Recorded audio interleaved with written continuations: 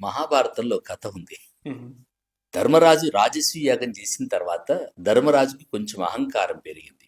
నేను చాలా దాన ధర్మాలు చేశానని చెప్పేసి కృష్ణుడిగా చూసి వీడికి చూపించాలని చెప్పేసి పాతాళంలో ఉన్న బలి చక్రవర్తిని దగ్గర తీసుకెళ్దామని బలి సామ్రాజ్యానికి ధర్మరాజుని తీసుకొని వెళ్తాడు. కృష్ణుడు వస్తున్నాడని చెప్పేసి బలి చక్రవర్తి ఎదురొస్తాడు. ఆయన అట్టహాసంతో ఎదురొస్తాడు. మ్మ్. బలి వచ్చేటువంటి వైభవాన్ని చూసి ధర్మరాజు భయం వేస్తుంది.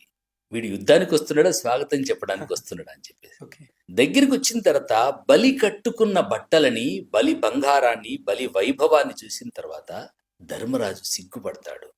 మ్మ్. కృష్ణుణ్ణి స్వాగతం చెప్పి బలి చక్రవర్తి సింహాసనం మీద కూర్చోబెట్టి కృష్ణ పరమాత్మ పాదాలు కడుగుతూ ఉంటే కృష్ణుడు ధర్మరాజును పరిచయం చేద్దామని ప్రయత్నం చేస్తున్నాడు. బలి, నా మాట వింటావా? ఇతను హస్తినాపురపు సామ్రాట్ అంటే దేనికి అంటాడు. అదేదో తెలియనట్టుగా హస్తినాపురానికి సామ్రాట్ అయ్యా అంటే అవునా, ఏంటి ఆయన పేరు అంటాడు. యుధిష్ఠిరుడు ఈ మధ్యలో రాజసూయ యాగం చేశాడు. ఏం చేశాడు రాజసూయ యాగంలో అంటే అప్పుడు యుధిష్ఠిరుడి వైపు కృష్ణుడు చూపించి ఏం చేసావో చెప్పు అంటాడు. మ్మ్. ఇంకా మన లీడర్లు చెప్పినట్టుగా యుధిష్ఠిరుడు ధర్మరాజు తన చిట్టా స్టార్ట్ చేశాడు. ఓకే. ఇన్ని లక్షల ఎకరాల భూమి ఇచ్చాను, ఇన్ని లక్షల మందికి ఈ బంధు ఇచ్చాను, ఈ పథకాలు ఇచ్చాను, ఆ పథకాలు ఇచ్చానని చెప్పేసి యుధిష్ఠిరుడు తను చేసినటువంటి దాన ధర్మాల గురించి చెబుతూ ఉంటే బలి, అయ్యా నీకు సిగ్గు లేదా? నీది ఒక రాజ్యమా అని అన్నాడు. మ్మ్.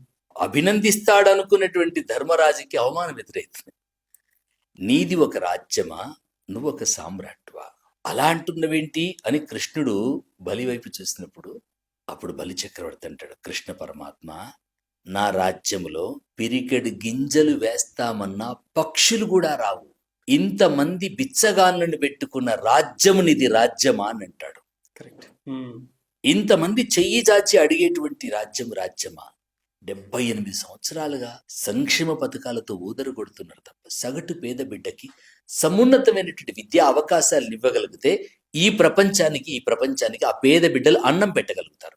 నిజం. అన్ని రంగాల్లో ఆ పేద బిడ్డలు రాణించగలిగితే, ఆ పేద బిడ్డలు సమున్నతంగా వాళ్ళని చదువుకునేటువంటి అవకాశం కల్పించగలిగితే, వాళ్ళకు కావలసినటువంటి దారులను సుగమనం చేయగలిగితే ఈ ప్రపంచానికి అన్నం పెట్టగలుగుతారు. కరెక్ట్.